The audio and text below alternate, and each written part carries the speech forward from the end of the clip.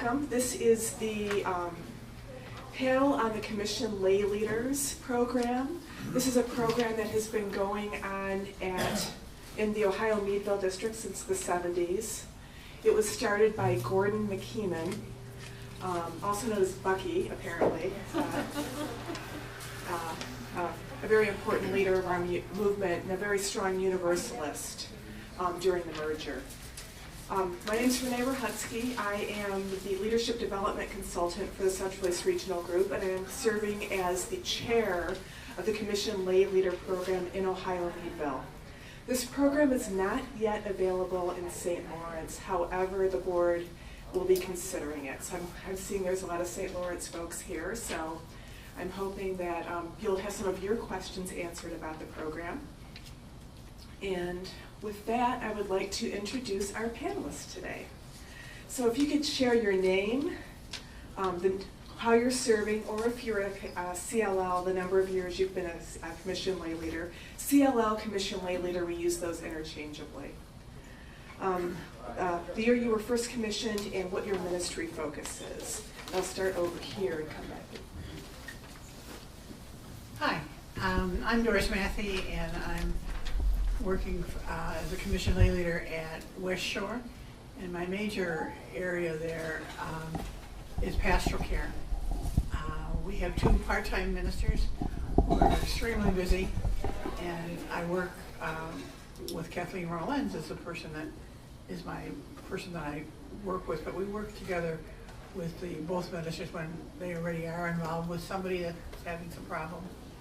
I'm also part of the social justice groups in West Shore, and I'm also part of Urban Hope, which is a near West Side poor area, mostly, but sometimes not totally, people who have more money on the near West Side, and of Cleveland, and we are now seeing anywhere from 50 to 60, 70 people on Sunday afternoons. And I've been a CLL at West Shore for 3 years. Hi, my name is Deb Chaney. I'm a Commission Lay Leader at the Unitarian Universalist Congregation of Greater Canton, Ohio. I began my commission in 2009. My areas of interest are in worship. I also officiate at ceremonies outside of our congregation. I also have interest and experience in pastoral care, social justice. And I'm thrilled to be sharing the Commission Lay Leaders information with all of you here this afternoon. Thank you for being here. I'm Amy Collins. I serve the UU Society of Cleveland in Cleveland. And I have been a CLL, I'm going to say about 2005, about 8 years, candidate before that. And my primary focus is in worship. I coordinate our team of worship associates and work, of course, collaboratively with the minister. And I do some pastoral care and some kind of rites of passage, like Deb described. We've done some memorials and weddings and such, but mostly worship for me. My name is Eric Meter. I'm the Associate Minister of the First UU Church in Columbus, Ohio. I'm really sorry that my counterpart at the church, Dick Dawson, our Commission Lay Leader, is not able to be here today. He is the church chaplain and is in his 5th year as a CLL. He had some health concerns he needed to keep on recovering from. So I'll be representing Columbus. He and I work together to manage and supervise our pastoral team, and Dick's main emphasis as the church CLL chaplain is on our older senior citizens pastoral care. Thank you. So I've prepared a few questions for our panelists, and then I'm going to open up the floor for questions from you. So hopefully I'll hit most of the highlights. So my first question is, how did you first become interested in the Commission Lay Leader program?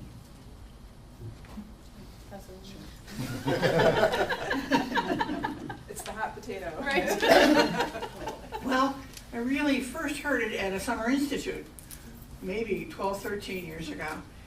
And at that time, and maybe still now, I realized that I would be given the person that I would be working with during the time of my learning more.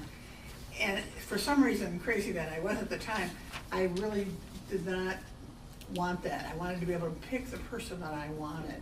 As it turned out, the person that I was very interested in working with left the area.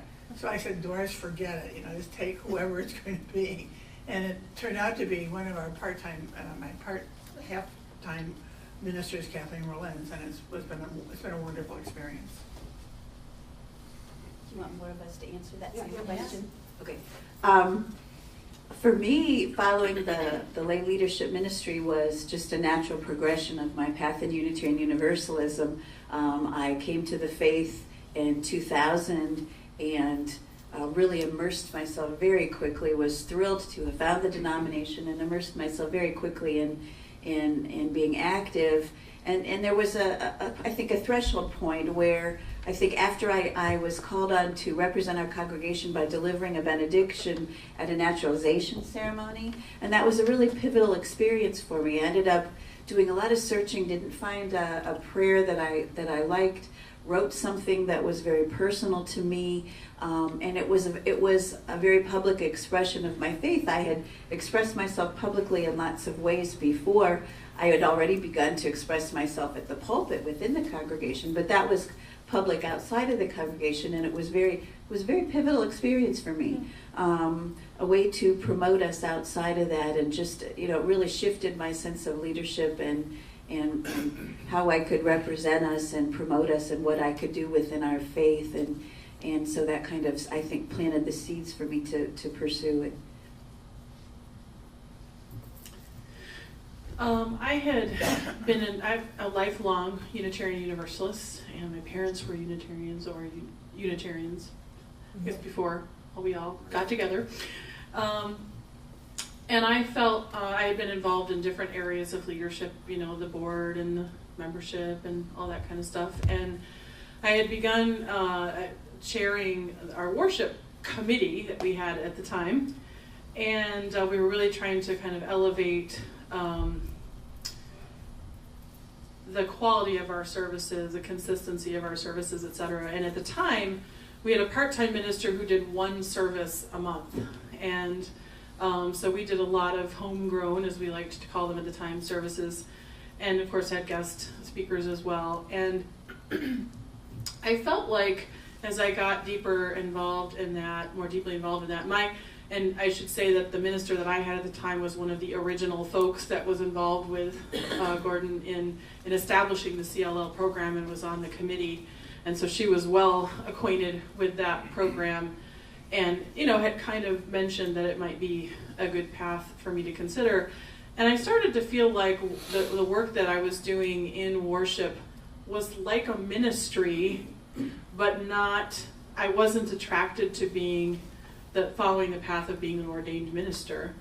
And even though I was a lifelong UU, I felt like there was a heck of a lot that I had to learn in terms of my own experience to be able to deepen my own experience as Unitarian Universalism and understand that. And when you check out the website about the CLL program, there's a lot of areas of development. So, whether it be Unitarian Universalism and rites of passage and world religions and polity and a lot of that. And I thought, gosh, I feel like even around the world religions, and I thought, gosh, I don't really know anything that's in the Bible, and I don't really understand really Christianity and Judaism and all this stuff. Even though I had all those curricula when I was growing up and all that, I just didn't have that depth. I felt like I felt kind of, I don't understand the dominant culture really that's out there around religion. And so for me, it was a real opportunity to do that in a mentored and supported way, both with the support of my congregation, the support of the committee, the support of, you've all now met Chris Nielsen, who was my mentor when she served as a minister at Southwest Church. And of course, ongoingly, Peggy Clayson, my minister at the time when I was a candidate, was always a mentor. And so it just felt like the right thing to pursue, and no regrets. Well, I want to begin by talking about Dick Dawson, our commissioned lay leader. Dick grew up in the neighborhood where our church is in Clintonville, went off to become a political science professor, came back to the church in the mid-'80s, and was very involved in church leadership, served on the board, worked with personnel issues, and over the years realized that he was experiencing a shift in call from leadership development to pastoral care. And so in his retirement, took on the training to become a commissioned lay leader, taking some courses up at the Methodist Seminary in Delaware, about 20-30 miles north of Columbus. When I came on board, I was first hired, and I had an interview with a number of people in the congregation. Dick Dawson was one of them. The CLL program hadn't been mentioned. It wasn't in the written materials. It didn't come up in conversation with my predecessor. And so I'm sitting across from Dick Dawson, and he's asking me how I can help him, and I'm asking him how I had no clue. I had no clue. Once I got keyed in to what this was, I said, wonderful. Dick really is the congregation's first non-paid staff member.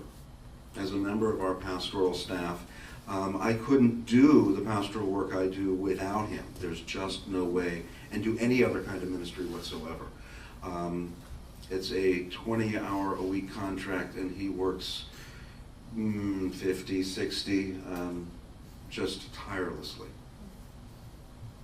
Great, thank you. That brings us to our next question, is how has your relationship to your congregation changed since becoming a commissioned lay leader?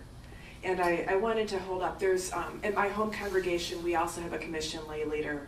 And on our staff page, we have me listed as an affiliated community minister. We also have our commissioned lay leader listed as, we're both unpaid, but we're both considered to be staff.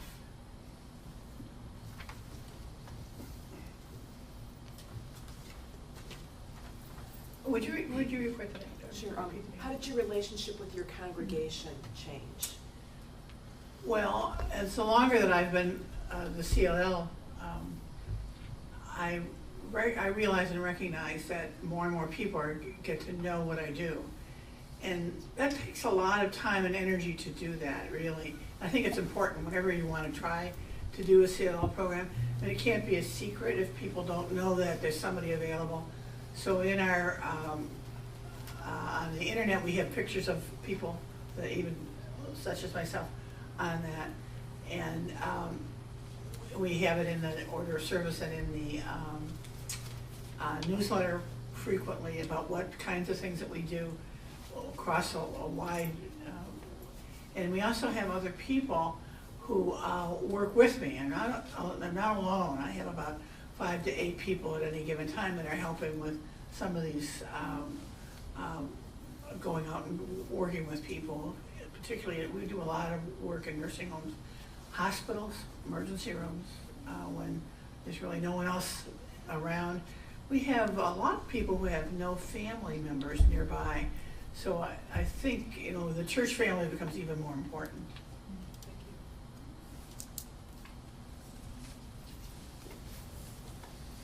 I think the ways in which my relationship with my peer congregants has changed is that I think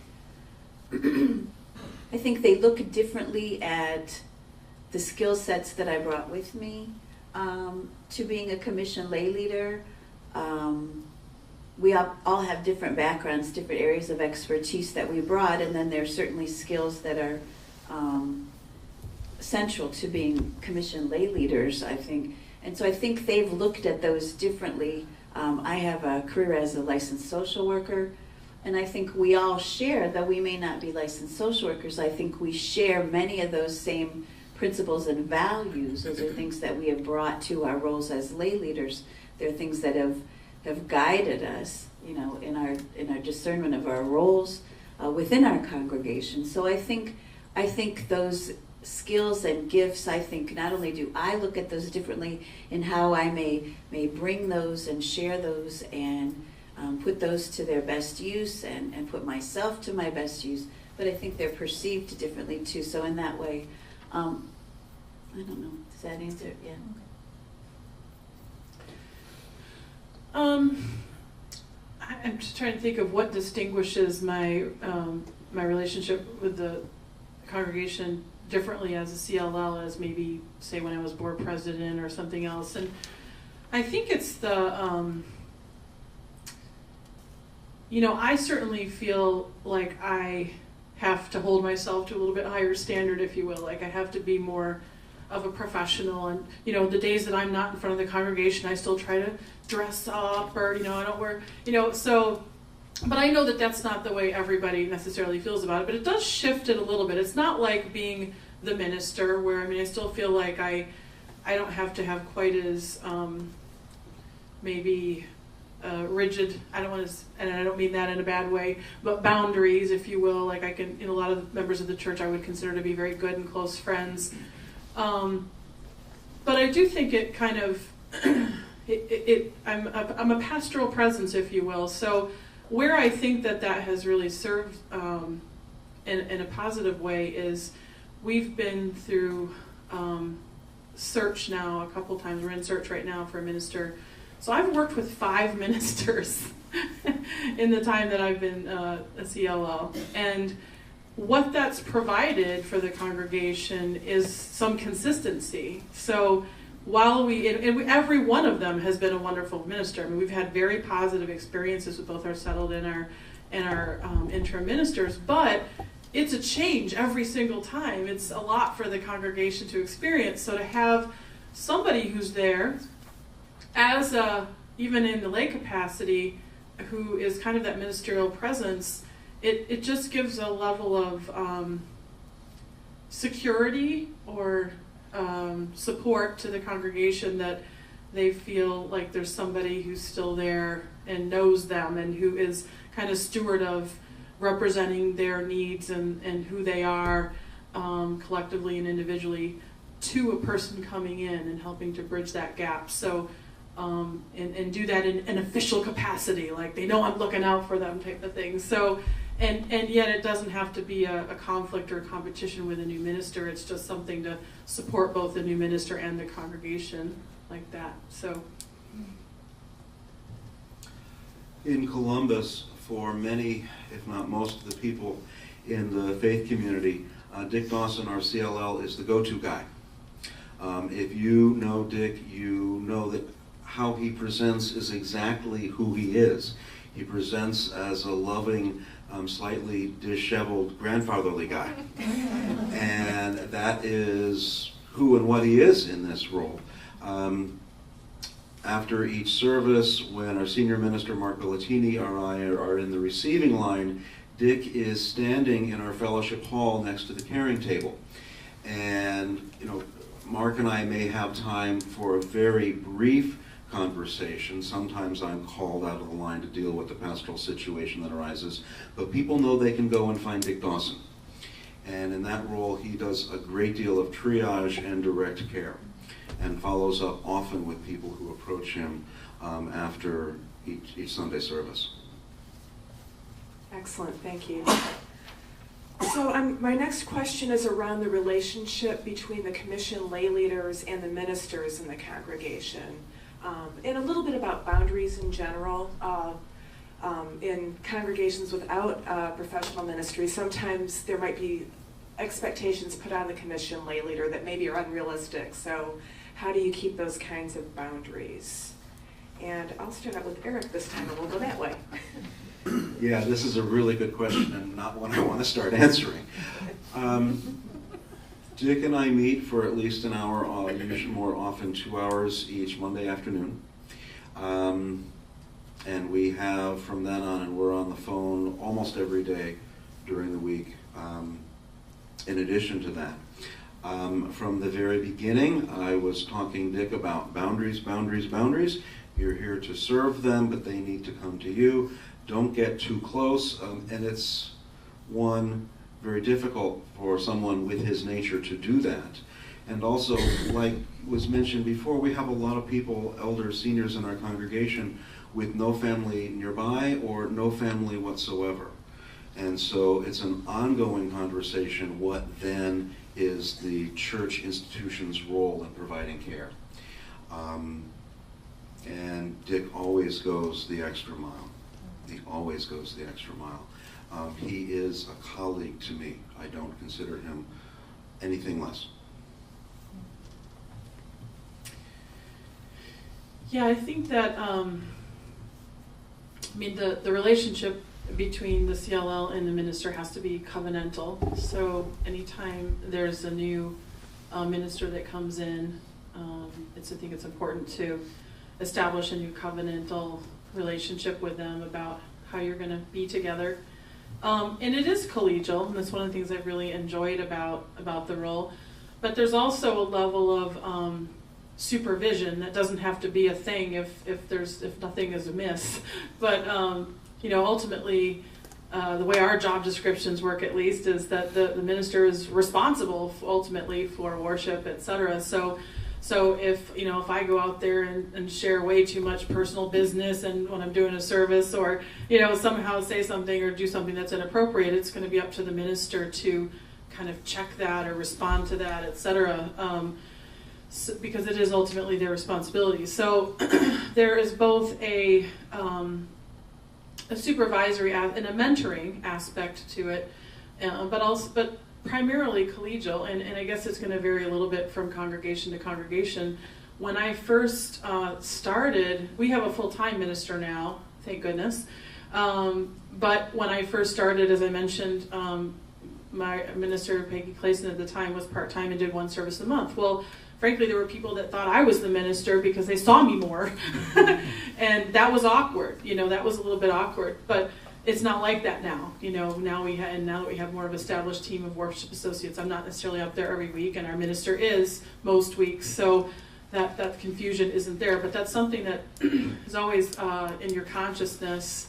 And I think that when it works well, a CLL's role is a supplemental, a supportive, a way to round out a ministry within a congregation, as opposed to one that needs to be competitive, which I know sometimes people who don't understand how the program works can feel a little bit awkward about that. But I think it can only enhance any congregation, regardless of full-time ministry, part-time ministry, no ministry, etc. And I think it invites people into their own forms of lay ministry, which we all have that opportunity and capability. So I think it can be complex but very rewarding relationship. I've had the distinct pleasure and privilege of serving a congregation that has been had significant periods of time where we've been without ministerial leadership. I have served both. I was installed at a time when we did have ministerial leadership part-time, and I've been on both sides of that one.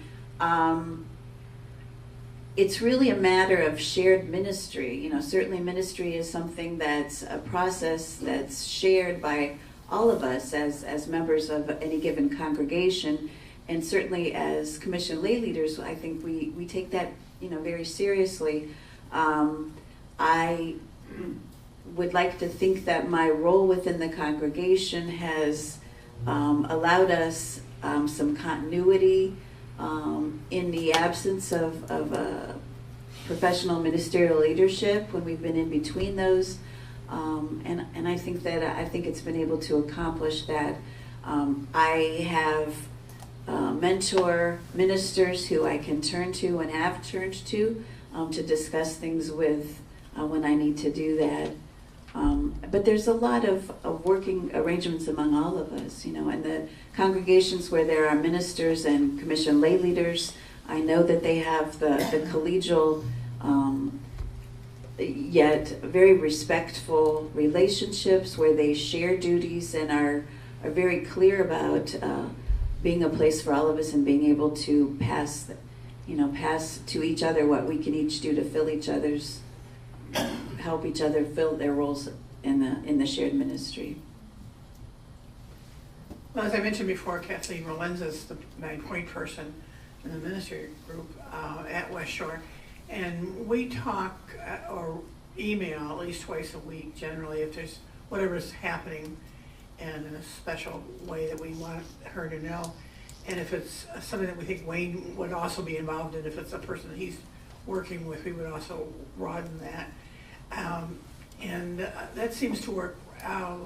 We met briefly last week, and we have a longer-term time set away for next week on something we're thinking about, something new to do.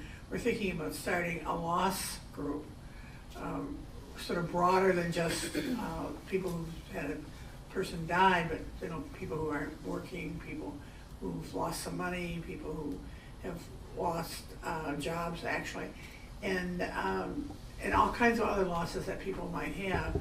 And we're beginning to figure out the best way to work it out together.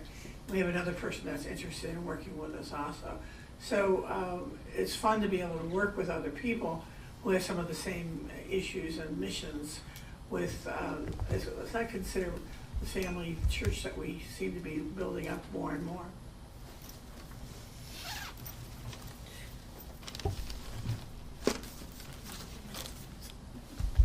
So I have one more question before I open it up for you all to ask questions, and that is, I'd like you to share a moment when your work or service as a commission lay leader made your heart sing.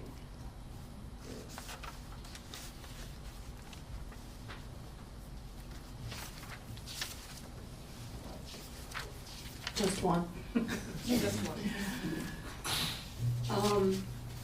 One of the things that I'm passionate about is mentoring, and we have a worship associate program, as I indicated, where people actually apply to be worship associates. It's a 2-year term. There's training, etc. And I'm going to give more of a broad example as opposed to a specific one, and that is when we have people come onto the team who maybe are have a little stage fright, a little nervous up there, in the pulpit when they're doing stuff, and we typically do about 4 lay-led services a year, and they might be comprised of a few people doing kind of mini homilies and things like that. And to see people go from, because this has happened many times now, kind of that uncomfortable, really stretching themselves, to delivering some kind of message that is just really profound and speaks to people, and everybody's coming up to them afterwards, oh, what you said about this, and their glow, and just seeing that evolution and that growth. And I guess one such person who was actually brand new to Unitarian Universalism about 2 to 3 years ago is starting seminary at Star King in the fall.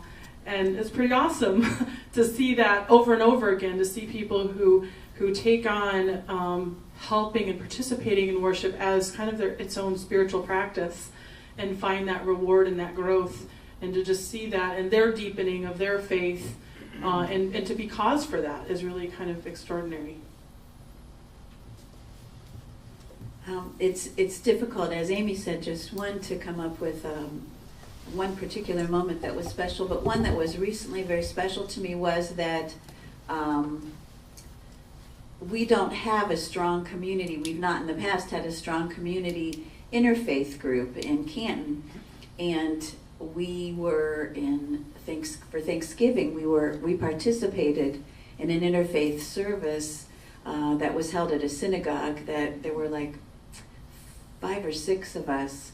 And so I actually, as a lay leader, represented my church and my denomination by being part of that panel of ministers, and that was very profound to me, and I felt very privileged to be able to do that. So that was very special.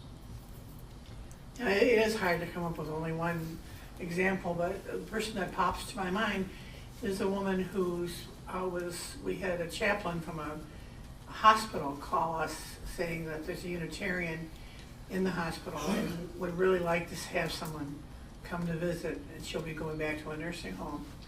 And as it turned out, she was from Boston, and and has been in a nursing home that I will not name because it's not a very nice place to want to live. She'd been there about 6 years and had been told by somebody that because of her particular health care, this was a great place to be, and it's not considered very high on the list for most nursing homes. But as it's turning out, she can't move. She could just chew. That's the only thing she can do. She has MS, and she is able to talk on the phone to her relatives, all of whom are in the Boston area. And it's amazing to me that in spite of how little she's been able to do in terms of moving and getting around, she's so much fun to be with. She amazes me every time I go there. She's very involved with what's going on in the world. She's watching TV, she knows what is happening.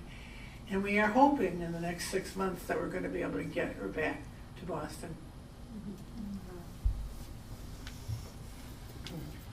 I'll just finish this with a quick anecdote. It was in my first year with the Columbus congregation. Dick and I both were making a visit together to a gentleman who was declining, and he was in the hospital. And it can be exhausting to talk to one person when you're in the hospital bed. It is more so when you're talking to two, especially someone you've never met before. That would be me. And so we had a little conversation, and I was ready to end it. It was clear the person was beginning to flag. And Dick, who knew the person much better than I did, this was my introduction to him, Dick was introducing me, said, well, one more thing. Henry, is there anything else you need? Dick knew that the man had a sweet tooth. And this was in the afternoon, and in this hospital, there were cookies delivered in the afternoon, and Dick made sure this person got a cookie. And that taught me a lot about what pastoral care can be. We didn't talk about that in seminary. I learned a lot that day. Great, thank you. So I want to open it up to questions from you, and what I'll do is I'll repeat the question once you say it. So. Okay. Or actually, you're close enough. I can give you the mic. All right, there you go. Positions, everything. Okay, so I'm from the Adirondack Unitarian Universalist community in Saranac Lake, which has 37 members. And so we don't have a minister of any kind. Even trying to get a minister, even on a quarter time, would be difficult because of our geographic location. So is this a program that could help us, could work for us?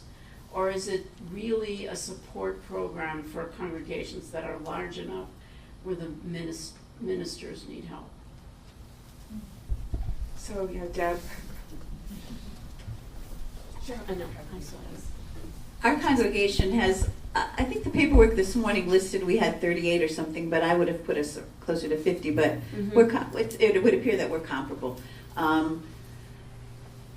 I think that it's my sense that that may have been part of the motivation and the intention behind initiating the Commission Lay Leadership Program was to serve those programs that were potentially underserved, due for whatever reason, because of geographic locations or just lack of, because of size limitations and, not being able to afford, whatever halftime or whatever it is. So I think I have a personal thing that I really believe that there's a place both within ministered congregations as well as unministered congregations that I think it's a wonderful support and really can kind of help just oversee and support that church's, your church's ministry.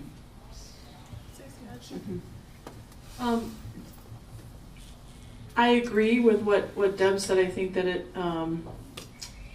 it could provide some leadership, assuming that there is already someone in your congregation who is a natural candidate. As far as kind of already one of the things that when you're applying to be part of the program, they ask the board and the congregation to support a candidate that they're kind of already seen as a leader within the congregation. The one thing I would caution is not to see it as a substitute for a minister, right? Because the boundary, going back to the boundary issues, I've certainly heard stories about smaller, especially very small congregations with CLLs who almost become, like the expectations become like they're serving all the same purposes of a minister. And most people, they probably have jobs, maybe they're retired, but they might have a full-time job or a part-time job, etc. And yet, they're expected to come up with services every week and do all the weddings and do all the memorial services, etc., etc. So I think that it's at once a perfect situation to grow a CLL, but it's also one that you need to have very clear boundaries around the scope of what that person is agreeing to do. And that's part of one of the things that you do when you both become a candidate and then when you're finally commissioned, is develop a very clear covenant and agreement with your congregation as to what your responsibilities will be. What you're like, I'm going to do so many services a year, or I'll do, because it is a volunteer type of position. So I think it is important to have that clarity. Thank you. I want to add one little piece to that as well. We aren't talking about that in this particular program, but there's a commission lay leader committee that credentials the commission lay leader and a mentor. So there's also a level of accountability that is a part of this program. So I have, being a member of the committee, I have commission lay leaders, both candidates who are studying to become commissioned and existing leaders that I check in with regularly. And making sure they have healthy boundaries, the relationship with the minister is good. So it's a way of keeping you connected in a way to the larger movement. But Amy was right, not just anyone gets accepted into the program, they have to have good boundaries and have a real commitment to Unitarian Universalism. So I'm going to go down this row and then back to you. I'm not really familiar with the program at all, the nuts and bolts of it. So I don't know things like how long it is, what you study when you go to school, that kind of thing. And maybe it's because I'm from St. Lawrence, but I'd be interested in that. So on the surge table, there's a brochure for the program in Ohio Meadville that gives you a brief overview, and there's a website you can look at. If we have a program in the St. Lawrence district, it'll be similar. The rules will be a little bit tweaked, but the general overview. There's not any school involved. It's a mentor-based program with a course of study. There's a reading list, and you're supposed to serve in different ways in your congregation and then reflect on that service theologically with your mentor. And then after a couple of years of this study, then you meet with the committee, the Commission Leader Committee, and do a little mini sermon or presentation, and they interview the candidate. And then if they agree that the person is ready to be commissioned, they send the name to the district board, and the district board actually does the credential, and that's the legal credential that allows you to get the ability to marry in your state and that sort of thing. That's a nutshell. And there's a whole application process. There's a whole application process before you begin, that you have to have the approval of that committee before you begin that process of study and mentoring and service. And you also have the agreement with your congregation when you enter into for consideration, as well as ongoing, that you have, and your minister as well. Right, you have agreements with all them as well in place. You have to get all of these Unitarian Universalists on the same page. It's not as daunting as it sounds. And then you're canonized, right? If I understood correctly, as you were introducing yourselves, Commission Lay Leader was something that each of you kind of sought out and opted into. My question is Commission Lay Leadership always an opt-in by the candidate, or are there people who should be invited to consider seeking commission? And if the latter is true, what should someone in a congregation look for in somebody to invite?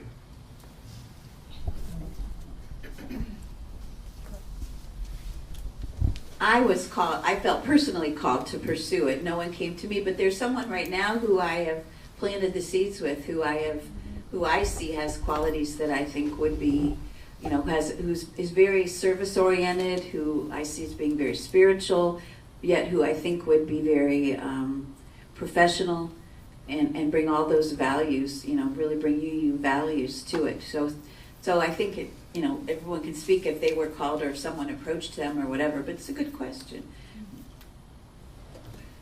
I was invited by my minister.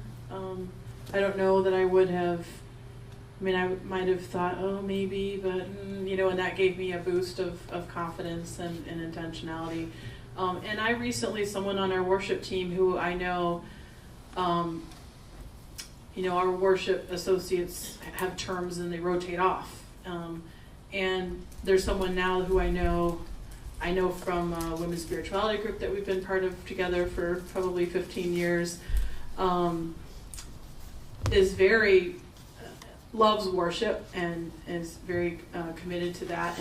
And she did her first like full sermon about a month ago and continues to grow in that area. And I had a conversation with her where I said, have you considered, you know?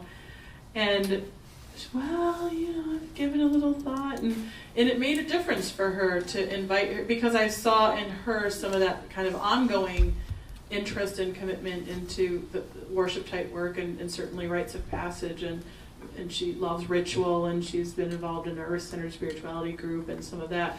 So I mean, I think you know, whether it be, I would love in my congregation if somebody would take that on in pastoral care. I mean, Dick is a huge inspiration to me. If there was somebody who I felt, and if in your congregations, if you saw someone who, whether it be pastoral care or worship or administration or religious education or any area within your church who you think could benefit from like some of the leadership institutes and some of these any kind of leadership development. I mean, those are the same kind of people who potentially, I think, would make wonderful commission lay leaders. If it seems to be some people who appear to be kind of hungry for that deepening, and who you also see as being natural leaders or leadership potential in, are the people that I would say absolutely invite them to take a look at it, consider it as something that they might speak to them.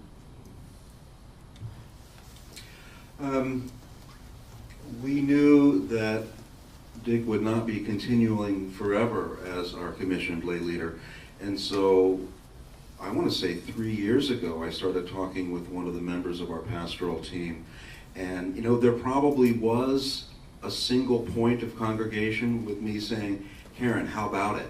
But it was part of a much larger conversation. And I can only speak for my case. I wanted someone who understood that they would play a role in the larger institution and who would respect that role and had some institutional awareness.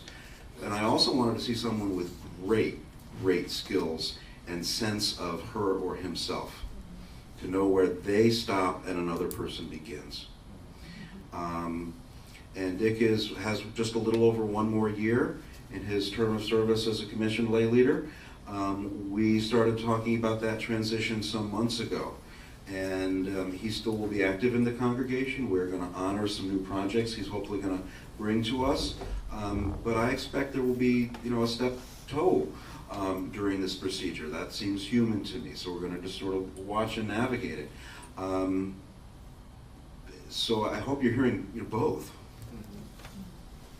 The Commission Lay Leader Committee is also committed to bringing more transparency to how to plug into it. So we did some updating to the web page on the Ohio Meadville website, and St. Lawrence, if they decide to start the program, will have a similar kind of information available.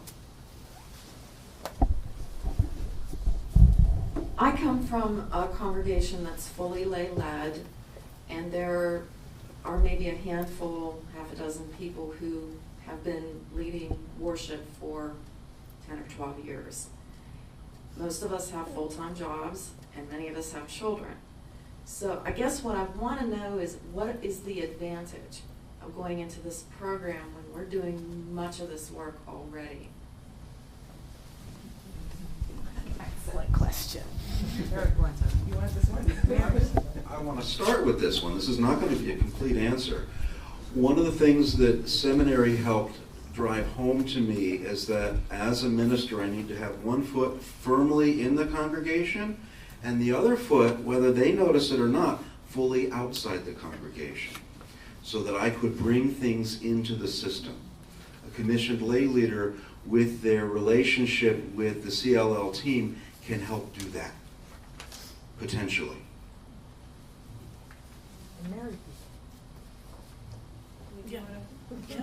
Married people. Yeah, there is the credential of being able to do rites of passage. The other thing is, I know that Deb has credentials to go visit in hospitals, the clergy credentials, that CLL credential was enough so she can get the badge. So if somebody's in ICU, she can go visit during non-regular hours. So there's some things like that from that, if you're a lay-led especially, it's a little bit more of an entry into those kinds of situations. And I guess the other people, you want to? Oh, Okay. I'll add to when you're done. Go ahead. I was just gonna say the support piece, the mentoring piece. The mentor you're assigned as a CLL is technically for the duration of the time that you're a candidate. However, Chris and I continued to meet after I was credentialed, and it was a huge support when we were going through the two interim ministers and and negotiating all that. Someone who I could, I needed to be strong, right, for my congregation. I needed to kind of, if I was frustrated with something that was going on, I didn't want to air that there because I wanted to be a safe and supportive presence there. And so having that sounding board and that support, I don't know that just as a group of folks who are putting on worship, that you get to have that kind of support and networking that you do. Like we have retreats now, at least once a year, where we get to do some development and we lead some of it. We bring professionals in to lead some of it. So there's ongoing support, networking, and that through going through that process, in addition to just the credentialing type of stuff. As a commissioned lay leader, people will seek me out and come to me for support in a way that they wouldn't come to me as a worship associate. That it's a little bit a different kind of a relationship in what they're seeking. It's more of a pastoral care kind of a role. That I see that as being different. Because I wear lots of hats too, so I get the worship thing and all that, yeah. One of the things that we've been doing, I wanted to mention briefly, is we do a lot of education for both people who are in the pastoral care team, as well as anyone else that's interested. We might have talking about some of the aging issues and resources for the people in that group, but maybe about grief or death. And the other thing is, I'm part of the suicide prevention in Cuyahoga County, and in a week after May 6th, if any of you are nearby, this is a religious group for talking more about suicide with churches. And it's a wonderful, wonderful workshop if anyone's interested. And it's free, and I'll stay by afterwards and hand these out if you're interested. We have about 8 people coming from our church. I should also mention in the small congregation that Deb serves, Deb's picture's on the website. So when people walk through the door and they see the face that they see on the website, it's just like a little bit of a hospitality piece that comes in. So I saw, was it Rebecca, and then Ann, and then Tina, and then Jeff, and then, whoops, I just saw her again. Okay, so I'm trying to track people. Mine's real quick. I just wondered why this hasn't bled over into the St. Lawrence district. Or everywhere else. It has. Okay. This was discovered about 2 years ago. The St. Lawrence board formed a task force, which I've chaired, and Renee has been serving on. Just 2 days ago, I'm totally lost day-wise, but it was presented to our ministers in the district. They've had it for a few weeks to review. They actually saw a first draft of it a year ago, and they unanimously approved it. So the next and final, well, it won't be the final step. The next step is for the district board to approve it, and there ain't no way that's not passing. It is going to pass. Okay. So it's happening. Yeah, thank you. Excellent, thank you. And was it You already No, you Oh, took I me already got already. you, okay. Whew. Whoops.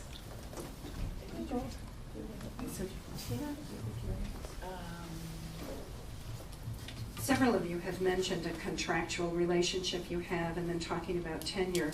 Is there an expected tenure for lay leaders, and or are the contracts done specific to each church or organization? Okay. Yeah, so the commissioning is good for 3 years, and at the end of 3 years, they can either let it lapse or they can renew it. And there's a whole other series of paperwork that happens after 3 years. A new agreement with the board about how they're going to serve. You know, they may want to, I've been doing worship for 3 years, I'd like to do pastoral care. There'd be an opportunity to renegotiate that.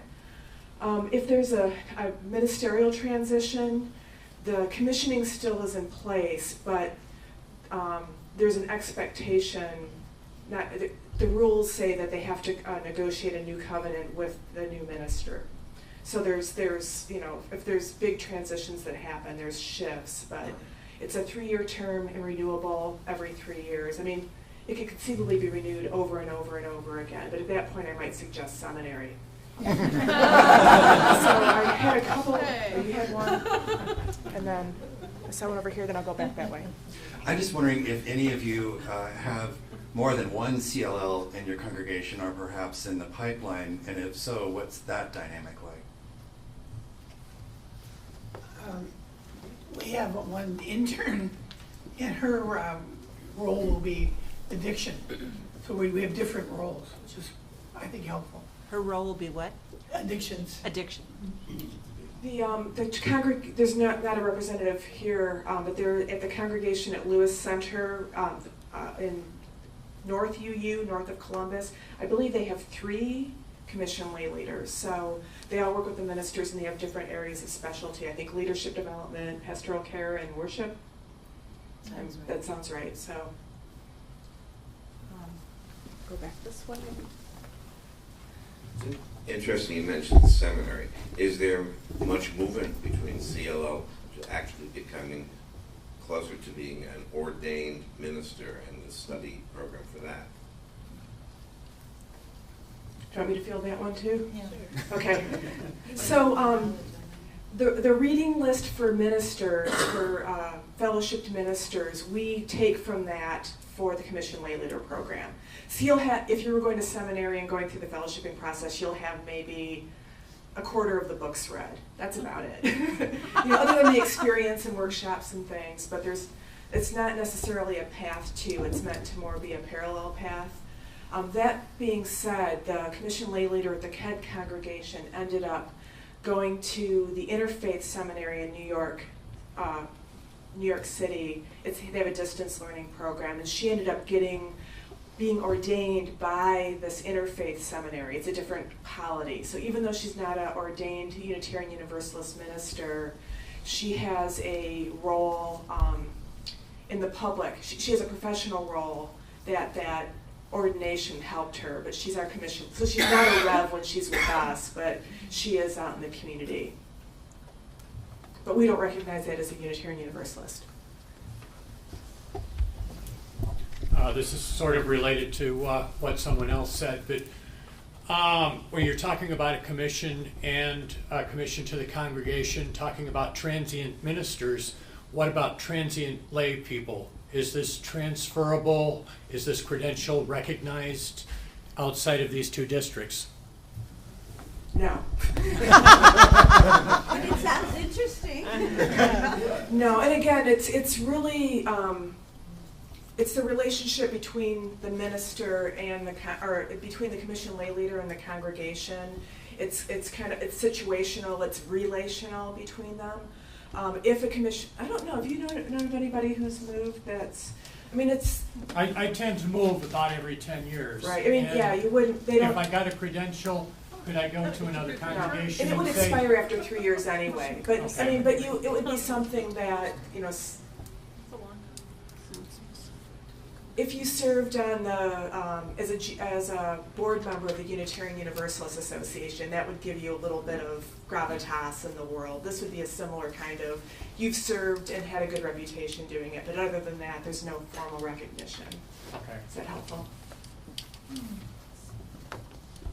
I might have to have you come toward me a little bit, Craig. Reverend Craig Schwallenberg of the UU Society of Oneonta of the St. Lawrence District, and I have a comment and a question. The comment is kind of an objection. I was just at the UU Ministers Retreat meeting for the St. Lawrence District. This was not unanimously passed by the ministers. I've heard people say that a few times. That is not a truth. Thank you. Please don't say that. Okay, thank you. There's excitement about it from some of the ministers. There's also concerns. We're looking at what is happening in the Ohio Meadville District with interest. But this is something, if it's done, we want it done well. Okay, so will it happen for sure? We don't know. But let's be careful about it. Let's be cautious about it, and let's continue to be excited about it. But let's not jump any guns, so to speak. My question is, I hear there's an application process to start it, and then there's a test at the end, or it sounds almost like going before the Ministerial Fellowship Committee. It is? Yeah. Yeah. So I'm aware of how many ministers don't finish seminary, and I'm aware of how many don't make it past the MFC. What's the percentage for you? How many people apply and don't get accepted? How many people go through and then don't pass?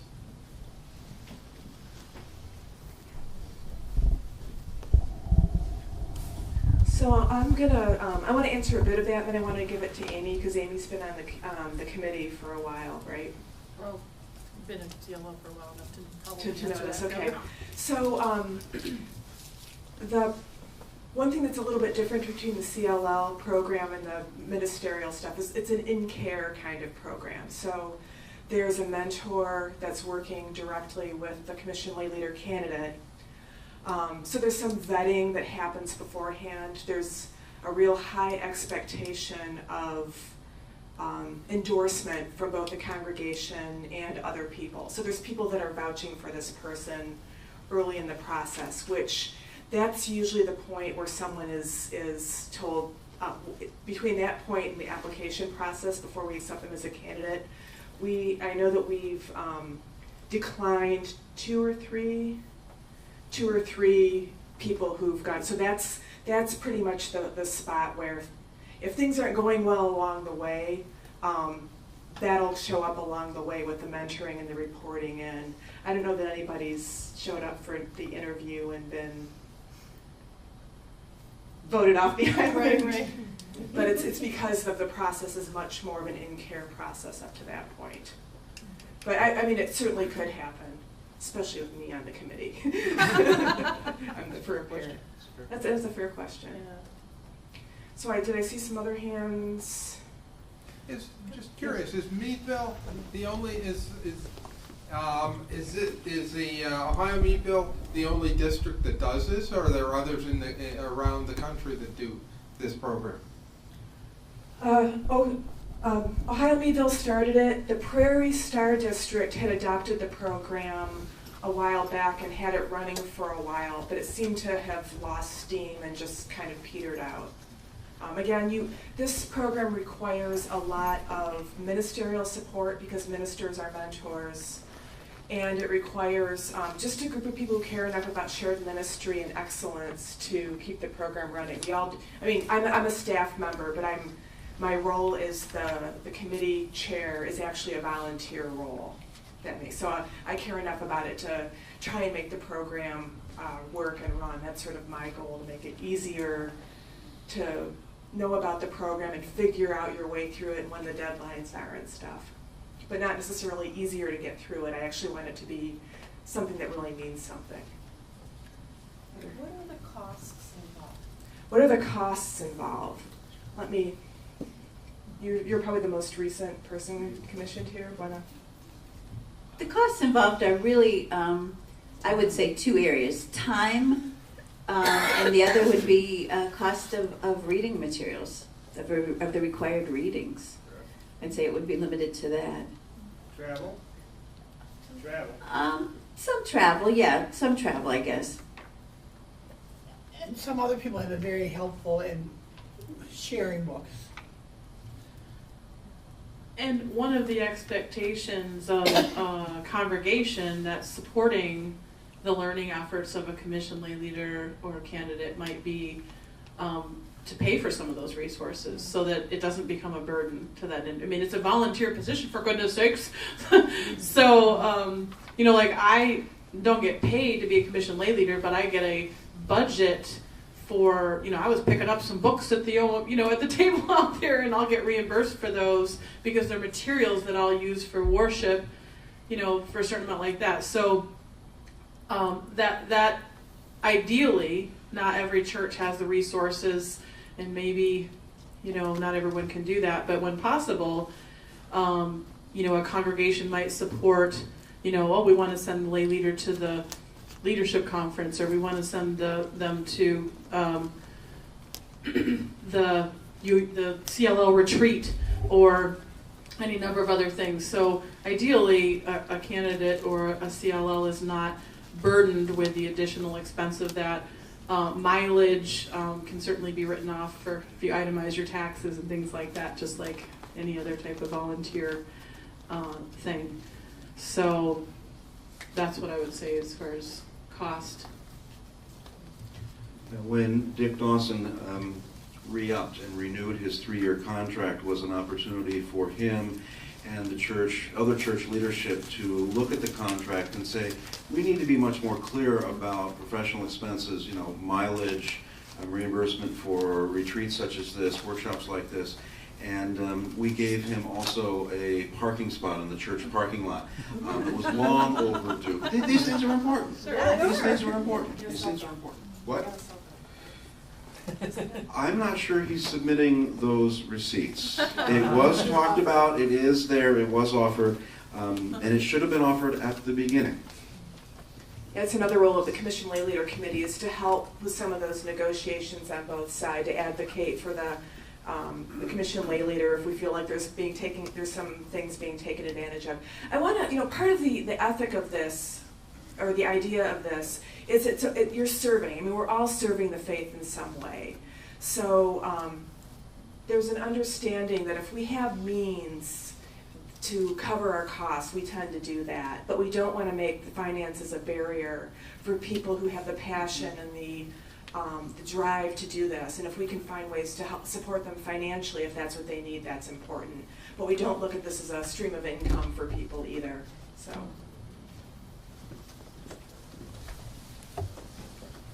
Just a comment that has popped into my head. Amy asked a little while ago about, you know, we have a congregation full of people doing worship hosting, associates, and what's the difference? We had a commission lay leader about 10 years ago in the congregation at Allegheny in Pittsburgh, and it was before I was involved with worship. It was my first exposure to the CLL program. But one of the things I remember from that experience and from the commissioning was a robe, and I'm not sure if I know the technical term, the stole.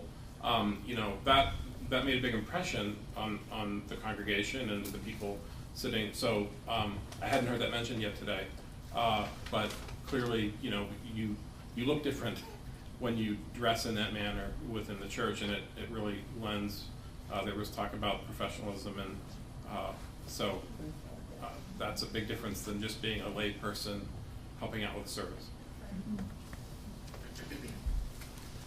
So I want to start by mentioning that we don't have a standard around that. Different congregations and actually different geographical areas have different feelings about robes and stoles. And some feel that only ordained ministers should wear one, the other, or both. And it's really dependent on the congregation itself. So there's a lot of flexibility in that. The Commission Lay Leader Committee doesn't advocate on either way about how to do that. But, like, for example, when I was the minister at the congregation where Deb serves, I knew it was really important for this small congregation. It was going to be, I was being paid out of a grant, so I knew I wasn't going to be there. That it was really important for her role as the recognized religious leader in that congregation to be held up. And we had a nice commissioning ceremony, and I think, did we give you a stole? Well, we didn't give you a stole. So, they gave us a nice jewelry though with chalices on it. But there's a little bit of flexibility there, but there's not, I know, mostly dependent on how the minister of the congregation feels. But there is that commissioning ceremony is really important. And I'm actually an advocate of commissioning your religious education teachers at the beginning of the year, commissioning your pastoral care associates, commissioning, not in this commission like this credential, but really holding up the service of all the different ministries of our congregation. But that's my bias. Other questions? A couple more? I'm going to have Kristen first and then Beck. What's the attrition rate? I mean, you re-up after 3, and I know paramedics, only half of them re-up after 3, so what's your attrition rate? That's a good question. Do you have either of you have a good sense of that? I would guess probably at least half for sure, maybe more. But, you know, and this goes back to the question that came up that you kind of answered about who finishes, who goes on, et cetera. And, you know, to your point, Amy, is it Amy? About, you know, people have full-time jobs, et cetera. A lot of times people, even as candidates, may find, like we all do, that your life kind of ebbs and flows a little bit in terms of what you can take on. And so, you know, sometimes people will enter even into the candidating process and get kind of halfway into it and take a hiatus for 6 months on, I don't have time to read this stuff about, you know, or, you know, I'm taking care of my parents, or now I've got illness or whatever. And so that process can ebb and flow a little bit. And that's one of the things that kind of distinguishes it too from being an ordained minister. Most people, you know, who are doing that are either doing it full time or close to it. And this is something that ebbs and flows a little bit. So, yeah, sometimes people will do it and then, you know, I mean, I plan on continuing to do it, and I don't plan on going into ordained ministry. I might have 10 more terms now. But you also get folks that they just, I'm done for a little while, or I need to take time off. And there's even now some of the original CLLs talking about kind of a CLL emeritus status, right, of retiring, or now that I think we had a couple retreats ago, we had this whole idea of, you know, what about CLLs taking, having sabbatical years, if you will, to take a little breather, and also to kind of, so that congregations don't become so dependent and so unclear about boundaries, et cetera. And that may open up more opportunity for people to continue without the burnout, because, you know, ministers do that and need to do that. And so if this is a form of ministry, then it makes sense that the same thing would you know, a version of that might come up. So, but yeah, I would say that there's a lot that don't continue, and then there's some that are, you know, find it very ongoingly gratifying. And I don't know that we've done statistics on that, but, you know, I would say there's more people that don't complete the program than that get commissioned and don't renew. So I have 2 more, I'm okay, good. 3 more. I'm fine. Okay, 2 more. I'll have you go. If I understand it correctly, the folks who are in the CLL can do things like marry people, you can bury people. Are there areas where the CLL does not tread? Are there pieces of the work where only the minister does this particular work? Boy, that's a good one. Do you want to? Well, I would just say that it's, like, for me, with having different ministers, it's evolved. So, not that you don't tread, but it certainly needs to be, I'll use example, the minister that when I started, who was part-time, felt like she didn't really want to take on weddings and memorial services from people outside of the congregation, because she just didn't have time and inclination. We had a new minister come on, and then we had an interim minister who was from out of town, so it wasn't really she's like, as far as I'm concerned, any come in, you could take care of those. But I felt like that was up to her to decide whether she wanted first crack, if you will, at those. And the same thing, then we had a new full-time minister who, he was at a point where he felt like, yeah, I could use the extra income and exposure, et cetera, and so anything that came in, unless he wasn't available to do it. So, I mean, I think you have to be a little careful.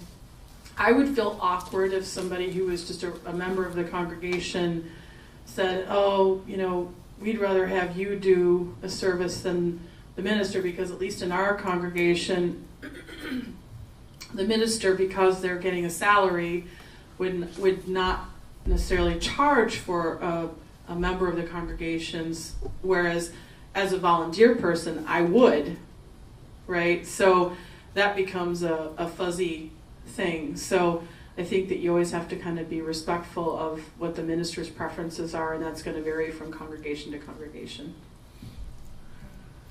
Yeah, and I'll just say that Dick and I collaborate on memorial services. When I was first in the role, he had more responsibility when we were collaborating than I did, just because I was learning the people. But when we would interview a family to get the stories, we would do that jointly. That's also something I've done with the senior minister on occasion, Mark Bellatini. Just the norm in our congregation, we like more than one person up on the chancel. And so Dick will offer a reading or preside over part of a memorial service. That's just the way we do things in Columbus. And that's really where we collaborate as closely as any other place. Again, the minister is more holistic around the ministry. A commission lay leader just pays attention to a little piece. The one area that I'm aware of that commission lay leaders don't have the kind of entry is prison visits. You have to have your ordination papers to visit jails in certain circumstances. So that's one place where, not like regular, but someone's arrested and you want to go talk to them before they've been processed. That's the only place I can think of that credential wouldn't work. And last question. I came to the workshop because I saw that name, shared ministry, and I remember I'm the minister in Marietta, Ohio, and I think there are some issues for us theologically and in terms of our polity about what lay leaders and ministers do together. And the important thing that I've learned along the way, coming on to 20 years of ministry, is the continually communicating and reviewing and clarifying so that there's transparency and common language around what we're trying to do. And the authority issues will never go away. We're going to have to continue to speak to those and be clear about those. And I hope that I haven't participated in the Commission Lay Leaders Program myself in Ohio Meadville, but it's something that I want to promote and see it move forward. Thank you, and thank you to our panelists.